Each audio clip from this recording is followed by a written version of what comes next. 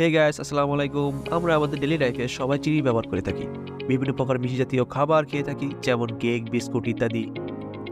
আমাদের মধ্যে অনেকেই হয়তো জানে না যে কিভাবে আখ থেকে প্রসেসিং করে চিনি তৈরি করা হয়। যদি ছোট করে বলি চিনির ইতিহাস সম্পর্কে, 18 শতাব্দীর দিকে মানুষ প্রথম আখ থেকে চিনি উৎপাদন করার প্রক্রিয়া আবিষ্কার করে। তারপর থেকে এখন পর্যন্ত মানুষের চাহিদা দিন দিন বেড়েই চলেছে। তো বলা যায় যে চিনি খুবই গুরুত্বপূর্ণ একটি সামগ্রী। আমাদের দেশে 50 থেকে 60% চিনি আমদানি করা হয়। সাধারণত চিনি দুইভাবে বানানো হয়, আখ এবং বিট থেকে। কিন্তু আমাদের দেশে শতকরা 90% চিনি আখ থেকেই তৈরি করা হয়। তো আর বেশি কথা না বাড়িয়ে ভিডিও শুরু করা যাক। প্রথমেই বাসায় কিন্তু আখ গাড়িতে করে ফ্যাক্টরিতে আনা হয়। তারপর সেগুলোকে কনভেয়ার বেল্টে দেওয়া হয়। সেখান থেকে একটি কাটিং মেশিনের মাধ্যমে সেগুলোকে ছোট ছোট টুকরা করে কনভেয়ার বেল্টে দেওয়া হয়। তারপর সেগুলোকে গরম পানি দিয়ে ভালোভাবে ধুয়ে নেওয়া হয়।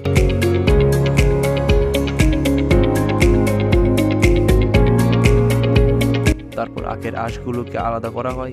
তারপর সেই আখের আঁশগুলোকে একটি নির্দিষ্ট জায়গায় নেওয়া হয়।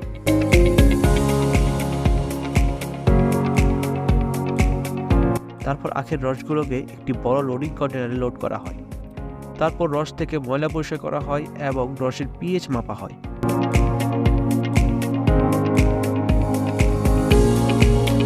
ল্যাবে আখের রসের মান পরীক্ষায় উত্তীর্ণ হতে পারলে তখন তাকে দ্বিতীয় ধাপ পাঠানো হয়।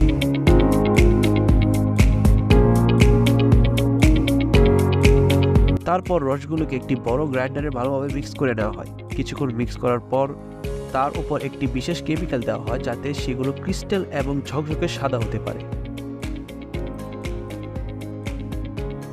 তারপর এই দুই মিশ্রণকে আরো কিছুক্ষণ মিক্সিং করা হয়। তারপর এই মিশ্রণকে ততক্ষণ মিক্সিং করা হয় যতক্ষণ না তা দেখতে অনেকটা মাখনের মতো হচ্ছে। তারপর সেগুলোকে একটি জীবাণুনাশক চেম্বারে দেওয়া হয় এবং 2 ঘন্টা যাবত সেগুলোকে অক্সিডাইজ করা হয় যাতে এতে থাকা ব্যাকটেরিয়া মারা যায়।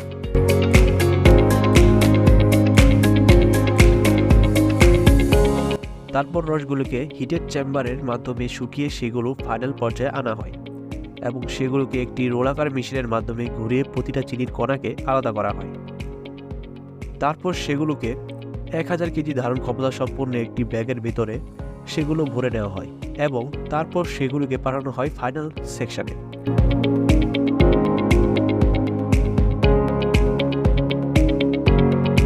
যেখানে শেষবারের মতো চিনিগুলোর মান পরীক্ষার জন্য অক্সিডাইজ করা হয়।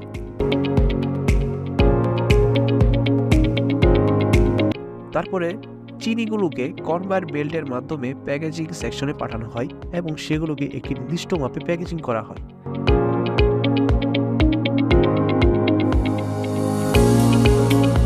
এখন চিনি প্রস্তুত আপনার মুখরোচক খাবারে ব্যবহার করার জন্য।